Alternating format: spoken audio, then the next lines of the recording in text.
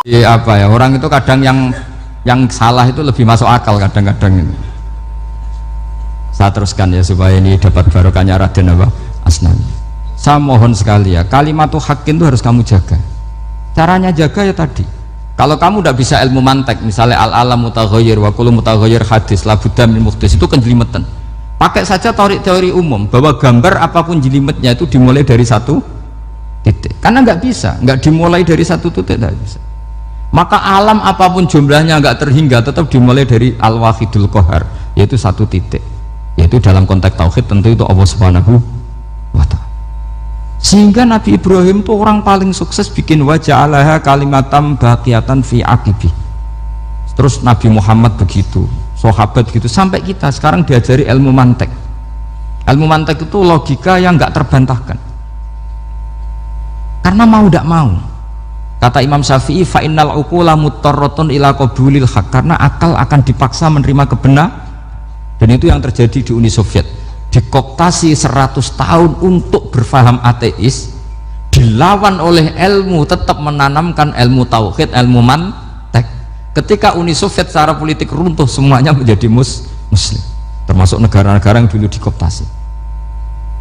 Maka kamu tidak usah kecil hati di Indonesia, apapun rusaknya negara ini, asal kita cara bertauhid benar, insya Allah tetap meninggal husnul khotimah. Karena sudah janjinya Allah, yusabbitu walladzina amanu bil qaulits tsabit. Sing jelas itu nomor satu tuh al qaulits tsabit. Memang itu logika yang masuk akal. Jadi jangan kira semua orang ditanya amar rabbuka, ndak. Banyak ulama yang nggak ditanya. Masyhur itu dalam cerita keramat-keramat, ada guru tauhid ngajarin tauhid. Setelah ditanya mungkar nakir, Imam Malik datang. Kamu nanya ini man rabbuka man nabiyuka, kamu tahu ini guru Umul Barohin yang tukang ngaji tauhid. Guru tauhid kok ditanya apa? Tauhid. Malaikatnya nggak jadi tanya. Dan saya percaya cerita-cerita seperti itu karena secara umum itu ala inna auliya Allahi la khaufun alaihim walahum yahzanun lahumul busyra fil hayatid dunya wa fil akhirah. Artinya kalau wali itu kok ditanya mungkar nakir berarti ngalami ketakutan. Karena di situ kan digambarkan mungkar nakir itu sewangar, bawa gudam. Kalau yang tanya nggak bisa dipukul sampai ajur sak walang-walang. Pokoknya ceritanya kan seru seperti itu. Nah itu kalau betul begitu, terus ayat la khaufun alaihim walahum yahzanun kayak apa? Makanya dalam kitab Nasoihul Ibad itu ada cerita ini. Sampean boleh nggak sependapat dengan saya, tapi semoga nasib sampean nanti digebuki malaikat.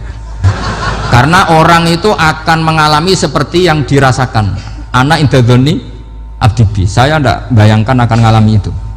Makanya saya ini ngajar tauhid terus. Paling tidak kalau ditanya marabbuka manabuka, sampean tahu profesi saya ini pengajar tauhid. Dan biji saya 9. Dulu saya di MGS, kalau ada teman bijinya tauhid kok 4, terus ke ahli swarga, tauhidnya jeblok. Dari kalau bijinya 4 terus ke ahli swarga, tauhidnya apa? Jeblok. Tapi yang bijinya 9, ya ahli swarga, tauhidnya itu, saya dulu bijinya 9. Terus 9 terus sampai tamat. Karena nggak ada biji 10. Karena kalau 10 itu kan terlalu sempurna, nggak baik lah manusia kok sempurna gitu. Jadi udah 9 aja kan gitu. Tapi sebetulnya pantasnya ya dapat 10. Mergo saake, mergo tenan tidak tahu saya. Di Nasoihul Ibad itu ada cerita gini, dan saya percaya itu di sarahnya itu, juga di sarah apa itu yang di sarah Syekh Nawawi itu. Pokoknya saya kalau ingat Raden Asnawi pasti ingat Syekh Nawawi. Saya tidak memastikan apa murid guru apa saling istifadah, yang jelas itu teman dekat, teman fil ilm. Sayyidina Ali itu pernah minta kasaf sama Allah. Saya percaya tidak semua orang alami marabbuka ditanya itu. Ya Allah, saya minta kasaf itu ngerti alam gaib, ingin tahu Umar. Jadi diam-diam Sayyidina Ali itu ya mangkal sama Sayyidina, wong kok kerasingon, agar wong kok tahu disentak, jajal wani nyentak malaikat Torah, itu kata Sayyidina. Jadi dia minta kasaf karena kenangannya dia melihat Umar itu, semua orang pernah disentak sama Sayyidina Umar itu. Maka Sayyidina Ali minta kasaf, ya Allah saya ingin melihat Umar menghadapi mungkar nakir, masih garangkah apa enggak, itu dah, itu minta kasaf. Pas kasaf beliau bangun dari kubur, duduk, dilihat sama Sayyidina Ali ini ngalami kasaf. Sama ndak usah tanya, ndak wali kok tanya, ya sudah pokoknya percaya aja. Akhirnya malaikat mungkar nakir datang. Itu di situ digambarkan matanya itu kalkidril mughalla, kayak apa itu panci yang dibakar. Wah, soalnya seru. Seneng Sayyidina Ali. baru ini kamu akan takut gitu. Tapi ternyata enggak, Umar bangkit disewentak orang tua itu. Kamu tahu menghadapi siapa? Yang sopan gitu. Sontak. Aku kaget malaikatnya itu karena nggak pernah ngalami disentak, mungkin itu pertama mungkin.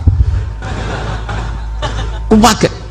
Memangnya kamu siapa? Saya ini teman kekasih Tuhanmu. Saya yang diandalkan temannya sebenarnya bukan dia.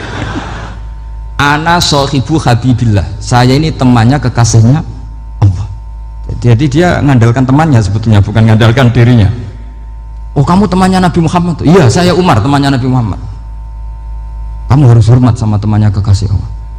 Wah, terus mulai itu akhirnya matur Allah, ya Allah apakah prosedur seperti ini bisa dinego? Terus sama Allah, oh iya katanya, kamu kalau menghadapi kekasih saya ya jangan seperti itu katanya. Semenjak itu beliau sopan santun, dua mungkar nakir katanya. Jadi ini berita gembira. Jadi sebetulnya itu enggak, tapi kita ini kan nggak punya nyali nyentak mungkar nakir. Semoga dengan gelar kita doktor tafsir, doktor tauhid gitu, atau paling enggak guru kutsiyah tauhid gitu, atau siswa terbaik dalam materi tauhid itu harus kamu bawa status. Jadi sehingga nanti ini saya ranking 1 tauhid, masa masih ditanya marbuka waman nabiuka. Dan itu menurut saya sah. Sama nggak usah protes takbirin gitu, susah usah takbiran. Pokoknya takbirnya adalah wali-wali itu la khaufun alaihim walahum. Ya, mereka tidak akan mengalami ketakutan baik kehidupan dunia maupun kehidupan akhirat.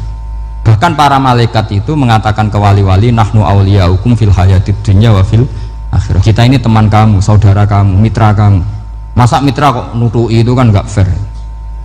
Dan menurut saya paling efektif itu apa?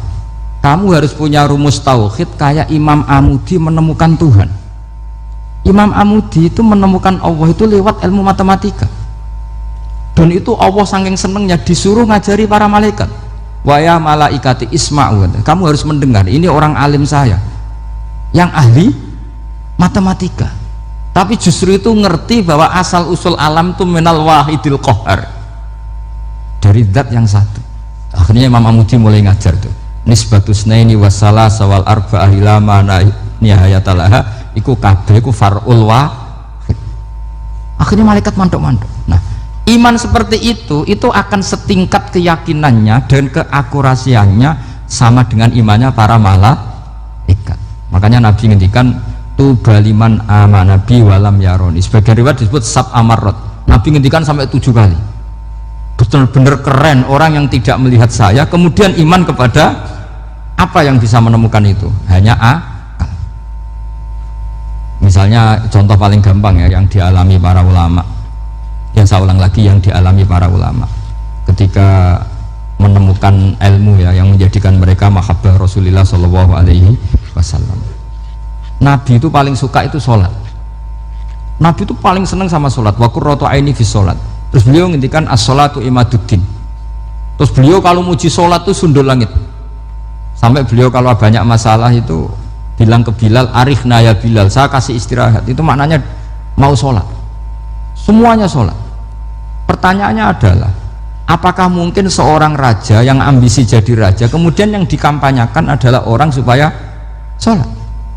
Tentu kalau Nabi seorang raja, beliau akan kampanye gimana, narik upeti kayak apa, narik pajak kayak apa biar Nabi kaya. Enggak, Nabi itu paling tersiksa kalau orang tidak sholat, tersiksa kalau orang tidak sujud. Loh, kalau beliau seorang raja ngapain mempopulerkan sholat? Maka makna sholat imaduddin adalah sholat itu tiang agama. Maknanya tiang agama, kamu akan tahu betul kalau dia seorang nabi. Karena apa? Yang diajarkan adalah sholat. Coba untungnya apa bagi Nabi Muhammad ketika umat Islam sholat? Kan tidak ada untungnya sama sekali. Justru itu kelihatan kalau dakwah beliau itu dakwatul haq, mengajak kebenaran. Wong kok kampanyenya ini kon sholat, mestinya nak kepengen sugih kan kon bayar pajak, upeti. Tapi enggak, Nabi itu ngajarkan apa? Orang supaya sholat. Dan ini diimplementasikan sama Raden Asnawi. Beliau ngarang pesolatan. Orang sealim itu yang dikarang pesolatan. Makanya saya tuh kagum. Saya saksinya banyak. Tanya murid-murid saya kalau beli pesolatan, saya kerdus. Saya kirim ke Korea, terus ke pedalaman-pedalaman itu. Karena saya butuh